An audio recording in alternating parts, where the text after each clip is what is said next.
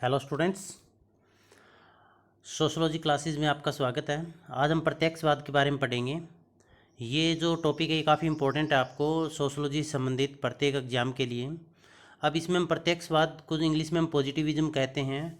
अब प्रत्यक्षवाद का मतलब क्या है, इसकी विशेषताएं क्या है, या फिर इसकी विभाजन किन किन आधारों पर किया गया है, इसके बारे में हम पढ़ेंगे, विस्तार से चर्चा करेंगे इस वीडियो में। यहाँ पर हम तो जो प्रत्यक्षवाद है इसको देखिएगा। यहाँ पर यदि हम प्रत्यक्ष अलग कर दें और वाद अलग कर दें, कोई भी चीज़ है उसके आगे यदि वाद लगा दिया जाए तो इसका मतलब होता है पीछे वाली चीज़ को बढ़ावा देना। जैसे साम्यवाद है तो साम्यवादी विचारधारा को बढ़ावा देना है, पूंजीवाद है तो पूंजीवादी विचारधारा को बढ़ावा देना। यहाँ पर प्रत्यक्ष का मतलब क्या है, जो हमारे सामने है। हमारे सामने होने का मतलब हो गया जो विज्ञान है, जिसको हम देख सकते हैं, जिसके बारे में विचार कोई तर्क के आधार पर उस निष्कर्ष निकाल सकते हैं। तो जो वैज्ञानिक विचारधारा को जो बढ़ाया जाता है तो उसको हम क्या कहते हैं, प्रत्यक्षवाद कहते हैं। अब समाजशास्त्र में ये कैसे काम करता है उसके बारे में हम पढ़ेंगे। तो देखिए, जैसे प्रकृति के अंदर प्राकृतिक घटनाएं घटित होती है। प्राकृतिक घटनाओं का मतलब हो गया जैसे बाढ़ आना हो गया, या फिर भूकंप आते हैं, या फिर ज्वालामुखी विस्फोट होते हैं, सूर्य उदय होता है, अस्त होता है, का निकलना हो गया, या ऋतु परिवर्तन हो गया। इस तरह की बहुत सारी घटनाएं, प्राकृतिक घटनाएं घटित होती है। वो संयोगवश या आकस्मिक घटनाएं नहीं होती। वो घटनाएं अपने आप घटित नहीं होती, उनके पीछे कोई न कोई कारण होता है जिनका प्राकृतिक विज्ञानों में जिनका अध्ययन किया जाता है। उसी तरह से समाज के अंदर भी आप देखिएगा, समाज में जो भी घटना घटित हो रही है, किसी भी तरह की कोई भी घटना घटित हो रही है, वो प्रत्येक घटना है वो आकस्मिक या संयोगवश नहीं होती, बल्कि उससे पीछे कोई न कोई कारण होता है। और जो भी कारण है, यह कारण है, ये धार्मिक या तात्विक नहीं होता है, धर्म के आधार पर या तत्व के आधार पर नहीं होता है, बल्कि यह कारण वैज्ञानिक होता है। और यही प्रत्यक्षवाद है। भी प्रत्येक सामाजिक घटना है उनका अध्ययन वैज्ञानिक तरीके से करना प्रत्यक्षवाद कहलाता है। तात्पर्य ये हुआ कि धार्मिक या अंधविश्वास की जो विचारधारा थी, जो मांस पटल था, जो तात्विक मांस पटल था, उससे व्यक्ति के विचारों को या उसकी सोच को विज्ञान या तर्क की तरफ ले जाना प्रत्यक्षवाद कहलाता है। अब इस प्रत्यक्षवाद के जनक कौन थे? तो सबसे पहले प्रत्यक्षवाद जो शब्द है उसका प्रयोग तो सेंट साइमन ने किया था, जो कि एक समाजशास्त्री थे। परंतु इसको विस्तार से या विस्तृत रूप से इसका जो प्रयोग किया था वो फ्रांसीसी समाजशास्त्री अगस्त काम्टे थे, जो कि समाजशास्त्र के जनक भी थे। अगस्त काम्टे ने दो पुस्तकें लिखी थी, एक तो पॉजिटिव फिलोसॉफी और एक पॉजिटिव पॉलिटी। इन दोनों पुस्तकों में इसका जो प्रत्यक्षवाद है, पॉजिटिविज्म है, इसका विस्तार पूर्वक वर्णन किया था, औपचारिक रूप से वर्णन किया था। इसीलिए प्रत्यक्षवाद या पॉजिटिविज्म के जो फादर है वो अगस्त काम्टे कहलाते हैं। ये जो दो पुस्तकें लिखी गई थी, एक पॉजिटिव फिलोसॉफी और पॉजिटिव पॉलिटी, इनके बारे में आप थोड़ा सा देखिएगा। जो ये पॉजिटिव फिलोसॉफी पुस्तक थी, इस पुस्तक के अंदर क्योंकि अगस्त काम्टे का एक उद्देश्य था समाजशास्त्र है इसको विज्ञानों की श्रेणी में लेकर आना है, विज्ञान बनाना इसको। तो इन्होंने जो पॉजिटिव फिलोसॉफी पुस्तक लिखी थी, इस पुस्तक में इन्होंने क्या किया था, जो विज्ञान बनाने के जो आधार हैं, जो विधियां हैं, जैसे इस तथ्यों को संकलन करने की सांख्यिकी विधि हो गया, इस तरह की जो विधियां हैं, उन सभी तथ्यों को इस पुस्तक के अंदर इकट्ठा किया था। भी किसी भी विषय को या किसी भी सब्जेक्ट को विज्ञान कैसे बनाया जाए, तो यहाँ पर केवल इस पॉजिटिव फिलोसॉफी में उनका संकलन किया गया था। इसलिए इस पुस्तक का जो संकलन था वो केवल सैद्धांतिक था। और जो पॉजिटिव पॉलिटी थी उसमें ये विवेचना की गई थी भी इन जो पॉजिटिव फिलोसफी वाले सिद्धांत है उनको सोशोलॉजी में लागू करके किस तरह से उसको विज्ञान बनाया जाए। मतलब विज्ञान बनाने की जो एक प्रक्रिया थी उसकी विवेचना इसमें की गई, व्यवहारिक रूप से किस तरह से इसको लागू किया जाए इसकी विवेचना पॉजिटिव पॉलिटी में की गई। तो ये जो पुस्तक थी इसमें विज्ञान समाजशास्त्र को विज्ञान बनाने का व्यवहारिक पक्ष था वो विद्यमान था। अब हम आगे इसी के अंदर पढ़ते हैं। प्रत्यक्षवाद का अर्थ क्या हुआ? प्रत्यक्षवाद का अर्थ होगा विज्ञान या सबूत। विज्ञान का मतलब क्या हुआ? जो प्रत्येक चीज़ है वो कल्पना के आधार पर या अपने अनुभव के आधार पर या फिर किसी देवीय शक्ति के आधार पर उसका वर्णन न करके सबूतों के आधार पर, तर्क के आधार पर उस चीज़ को प्रूव करना। उसका अब जो भी यहाँ पर अध्ययन किया जाएगा वो निरीक्षण और परीक्षण। निरीक्षण का मतलब क्या हुआ? अच्छी तरह से उसको देखभाल करके, उसकी ऑब्जर्वेशन करके, उसका परीक्षण करके, उसको प्रयोग करके और फिर तथ्य जो है उसका संकलन और वर्गीकरण करके उसके बाद एक व्यवस्थित प्रणाली है। ये किसी भी विषय के अध्ययन करने की निरीक्षण, परीक्षण, प्रयोग और वर्गीकरण की एक व्यवस्थित प्रणाली होती है जिसको प्रत्यक्षवाद कहा जाता है। प्रत्यक्षवाद का मतलब यहाँ पर कल्पना की कोई जगह नहीं होगी। यहाँ पर जो भी काम होगा वो एक सीरीज के अनुसार होगा, एक क्रम के अनुसार होगा, उसकी एक व्यवस्था होगी और इस व्यवस्था के अंदर जो अध्ययन किया जाएगा वो पूरी तरह से निरीक्षित, परीक्षित और प्रायोगिक। प्रयोग का मतलब क्या हो गया, यहाँ पर जो प्रयोग किया वो यदि दूसरी कंडीशन में अप्लाई करते हैं तो उसके क्या परिणाम निकल कर आते हैं, वो परिणाम लगभग सेम होने चाहिए। जैसे प्राकृतिक विज्ञानों में H2O को मिलाते हैं तो पानी बनता है, तो वो चाहे किसी भी देश में आप जाकर मिलाइएगा, किसी भी कंडीशन में बनाइएगा, और तो इसका मतलब क्या हुआ, वो प्रयोग किए गए। इसी तरह से सामाजिक घटनाएं हैं, उनका भी पूरी तरह से निरीक्षण, परीक्षण और प्रयोग करके उनका वर्गीकरण किया जाता है और उसी आधार पर उसका अध्ययन किया जाता है। तो ये कहलाता है प्रत्यक्षवाद। अब पॉजिटिविज्म है, उसकी मान्यताएं, विशेषताएं क्या है, क्या क्या इसकी कैरेक्टरिस्टिक्स है, अजम्पशंस और कैरेक्टरिस्टिक्स ऑफ पॉजिटिविज्म, इसकी मान्यताएं या विशेषताएं कौन सी है, वो क्वेश्चन आ जाता है। तो हम इस तरह से इसका अध्ययन करेंगे। इसमें इसकी क्या विशेषताएं हैं, किस आधार पर हम इसको विज्ञान कह सकते हैं। क्योंकि देखिए समाज जो अगस्त काम्टे थे, उन्होंने फ्रांसीसी विचारक थे, उन्होंने जो इसको सबसे पहला नाम दिया गया था, क्योंकि अर्थशास्त्र का नाम तो 1838 में दिया था, उससे पहले इन्होंने इसका नाम दिया था सामाजिक भौतिकी, भौतिक सोशल फिजिक्स। फिजिक्स नाम देने का इसका उद्देश्य क्या था, अब इसको विज्ञान की श्रेणी में लाना। अब विज्ञान है, उसकी क्या क्या विशेषताएं होगी, तो प्रत्यक्षवाद की मान्यताएं क्या है, किन मान्यताओं को प्रत्यक्षवाद की श्रेणी में शामिल किया जाता है, वो यहाँ पर हम पढ़ेंगे। तो यहाँ पर जो सबसे पहली मान्यता है, कुछ निश्चित सामाजिक नियम है। निश्चित सामाजिक नियम जो प्रथम मान्यता है, इसका मतलब ये हुआ कि जितनी भी प्राकृतिक घटनाएं घटित होती है, जैसे हमने कहा सूर्य का निकलना या भूकंप का आना, तो ये अकस्मात तो नहीं होती ना, संयोगवश तो नहीं होती ना, कोई ईश्वरीय शक्ति तो नहीं है ना, इसके पीछे कोई न कोई साइंटिफिक कारण है, वैज्ञानिक कारण है। बिल्कुल उसी तरह से समाज के अंदर भी कोई घटनाएं घटित होती है, जैसे महिलाओं पर अत्याचार बढ़ रहे हैं, तो इसके पीछे कोई न कोई कारण होगा। पहले जो प्रेम विवाह कोर्ट मैरिजेज थी, उसके समाज भी उसको स्वीकार नहीं करता था, महिलाओं को घर से बाहर निकलना स्वीकार नहीं किया जाता था। आज कोर्ट भी इस चीज़ को, प्रेम विवाह को स्वीकार कर रहा है, महिलाओं को बराबर की भागीदारी दे रहा है। तो ये जो सामाजिक परिवर्तन हुआ, इसके पीछे कोई न कोई कारण तो ज़रूर है। तो जो सामाजिक घटनाएं घटित होती है, व्यक्ति आत्महत्या क्यों करता है, वो कोई ईश्वरीय शक्ति के कारण नहीं कर रहा है, उसके पीछे कोई न कोई वैज्ञानिक कारण है। जैसे दुर्खीम ने आत्महत्या की पुस्तक लिखी, उसमें उन्होंने बताया, इसकी विवेचना की। तो जो कुछ निश्चित सामाजिक नियम होते हैं और जो घटनाएं घटित होती है समाज के अंदर, वो उन सामाजिक नियमों के आधार पर ही घटित होती है। तो उन सामाजिक नियमों को एक निरीक्षण, परीक्षण और प्रयोग के आधार पर उनका अध्ययन किया जा सकता है, उनको खोजा जा सकता है। यथार्थ ज्ञान, यथार्थ का मतलब क्या होता है, वास्तविक। वास्तविक का मतलब प्रत्यक्ष, जो सही है। इसका मतलब क्या हुआ, जो ये प्रत्यक्षवाद है, ये फिर कल्पना, धर्म या तत्वों से अपने आप को दूर रखता है। धर्म से दूर रख के, धार्मिक विचारों या अंधविश्वासों से दूर रखे, ये अपने आप को किसकी श्रेणी में लेकर आया है, विज्ञान की श्रेणी में। इसका मतलब हुआ भी कोई भी यहाँ पर किसी संयोग का या कल्पना का या सट्टेबाजी का या अनुमान के कोई जगह नहीं है, बल्कि यहाँ पर किसकी वैल्यू है, यहाँ पर कोई भी जब अध्ययन करते हैं, कोई निष्कर्ष निकाला जा रहा है, तो वो पूरी तरह से एक वैज्ञानिक प्रक्रिया के द्वारा निरीक्षण, परीक्षण, प्रयोग और जो अध्ययन की विभिन्न प्रयोग, यथार्थ ज्ञान आदि की जो विभिन्न विधियां हैं, उनका प्रयोग करके एक प्रक्रिया के तहत अध्ययन किया जाता है।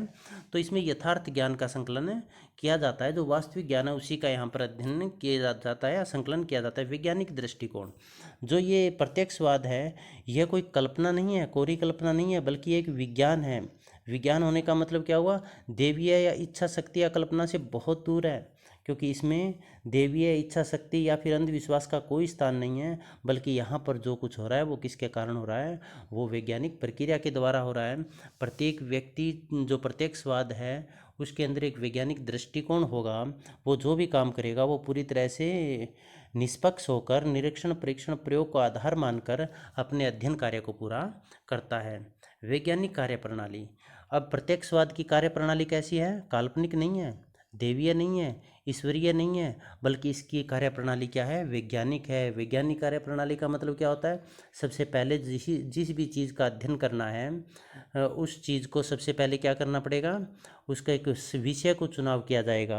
और विषय चुनने के बाद क्या होता है, उससे संबंधित तथ्यों को इकट्ठा किया जाता है, आंकड़ों को इकट्ठा किया जाएगा। आंकड़े कैसे इकट्ठे किए जाएंगे, निरीक्षण के आधार पर आंकड़े इकट्ठे किए जाएंगे। फिर जो संकलित जो तथ्य है उनका परीक्षण किया जाएगा, उनका वर्गीकरण किया जाएगा, और अंत में हम किसी भी विभिन्न वैज्ञानिक विधियों के आधार पर एक निष्कर्ष निकालते हैं। तो इसके द्वारा जो निष्कर्ष निकलता है वो निष्कर्ष कैसा होता है, वैज्ञानिक होता है। तो इसकी कार्यप्रणाली है वो पूरी तरह से क्या है, वैज्ञानिक है।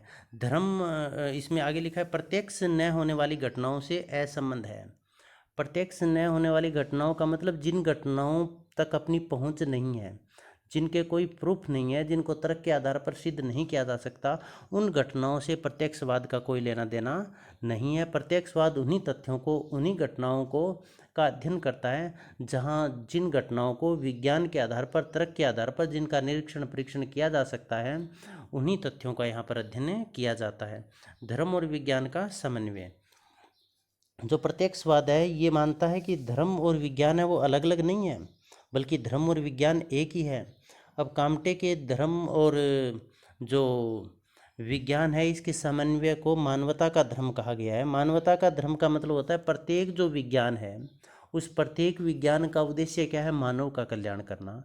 और जो ये प्रत्यक्षवाद है इसका उद्देश्य भी क्या है, मानव का कल्याण करना। क्योंकि यहाँ पर धर्म के आधार पर उन नैतिक नियमों की खोज की जाती है, या ऐसे नैतिक नियम बनाए जाते हैं जिसके पूरा समाज है वो फॉलो करे, और जिसके आधार पर समाज संगठित रहे और समाज का विकास हो, मानव का कल्याण हो। तो इसके अंदर प्रत्यक्षवाद में क्या होगा कि इसमें विज्ञान और धर्म का संघर्ष नहीं है, दोनों अलग अलग नहीं है, बल्कि दोनों में समन्वय है, दोनों एक ही है। सामाजिक पुनर्निर्माण, देखिए दो बातें होती है, एक तो क्या होता है किसी चीज़ का नव निर्माण करना, और एक होता है पुनर्निर्माण करना। पुनर्निर्माण करने का मतलब क्या होगा, भी पहले से निर्माण किया हुआ है उसको दोबारा रिकंस्ट्रक्ट करना है, उसमें कुछ चेंजेस करनी है।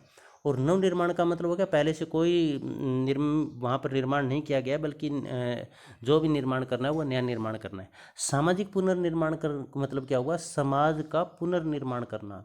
समाज के पुनर्निर्माण का मतलब उन सामाजिक नियमों का पुनर्निर्माण करना जो समाज के विकास या प्रगति का आधार है। तो सामाजिक पुनर्निर्माण का मतलब क्या हुआ, भी ऐसे नियम या ऐसे साधन या ऐसे तरीके या ऐसे विधियों की खोज करना जिससे क्या होता है कि समाज के अंदर है वो हिंसात्मक प्रणालियां हैं वो एकदम दूर हो जाए। समाज के अंदर भय, असुरक्षा, स्वार्थ इस तरह की चीज़ें न रहे, बल्कि इनकी जगह प्रेम, सहयोग, सहानुभूति, दया ये चीज़ें इससे आए, और एक सहयोगी राज्य या सरकार की या समाज की स्थापना हो। तो ये प्रत्यक्षवाद की मान्यताएं या विशेषताएं थी।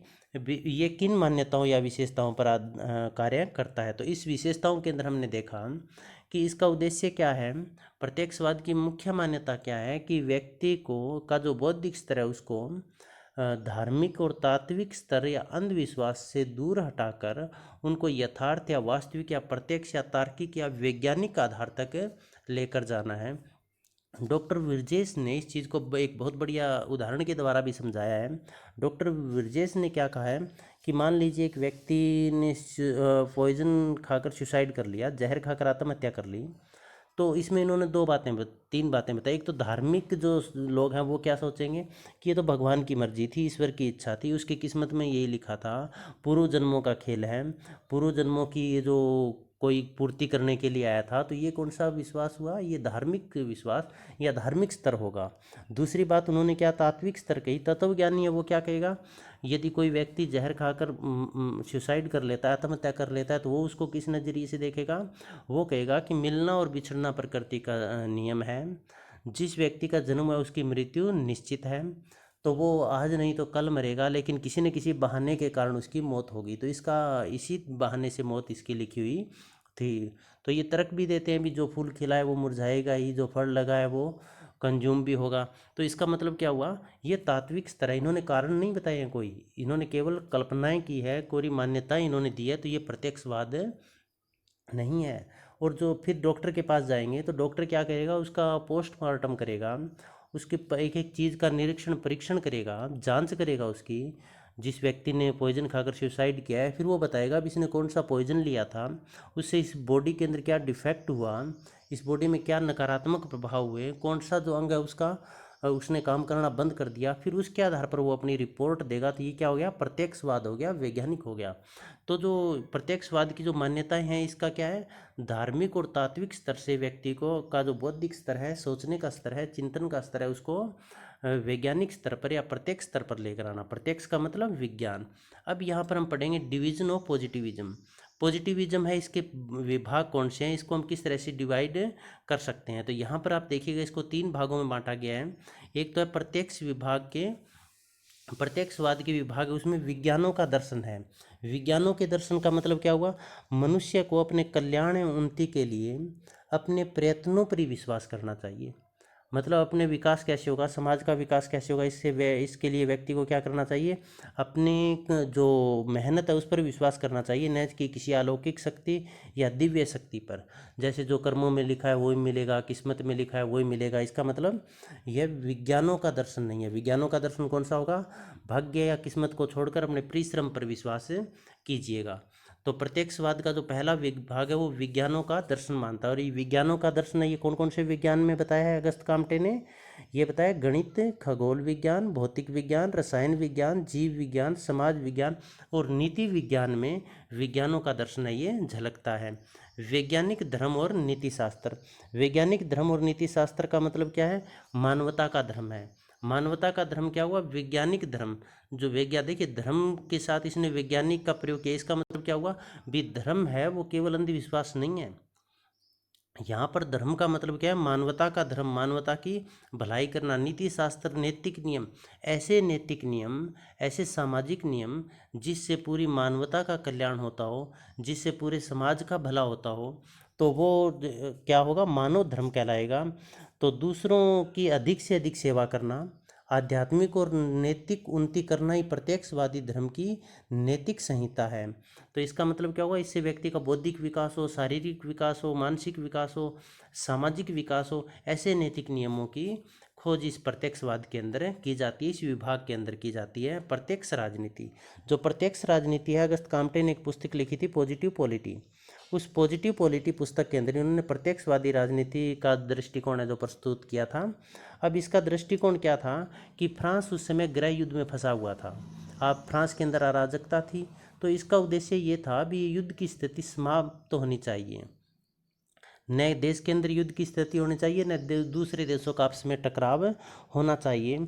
तो यहाँ पर जो ये प्रत्यक्षवादी राजनीति थी वो क्या थी, इन जो पॉजिटिव पॉलिटी पुस्तक थी या ये जो विभाग है इसका प्रत्यक्षवादी राजनीति, इसका उद्देश्य क्या था कि गृह युद्ध या फिर विभिन्न देशों के आपसी युद्धों को समाप्त करना तथा समस्त राष्ट्रों को मिलाकर, सभी देशों को आपसे मिलाकर एक मित्र राष्ट्र की स्थापना करना प्रत्यक्षवादी राजनीति का उद्देश्य था। इससे क्या होना था, इससे सभी देश आपस में प्रेम से रहेंगे, लड़ाई झगड़ा नहीं करेंगे, तो सामाजिक एकता बढ़ेगी।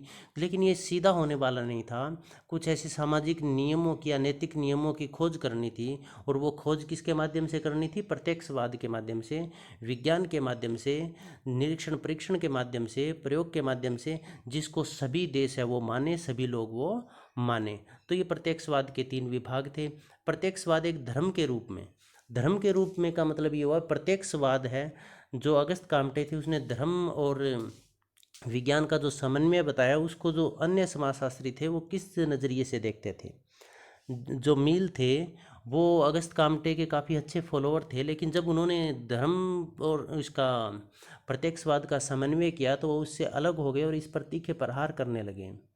और उन्होंने किस मील और दूसरे अन्य समाजशास्त्री थे, उन्होंने इस पर जो व्यंग्य भी कसा था। उन्होंने क्या कहा था, प्रत्यक्षवाद के जन्मदाता, जन्मदाता कौन, अगस्त कामटे ही स्वयं सबसे कम प्रत्यक्षवादी थे।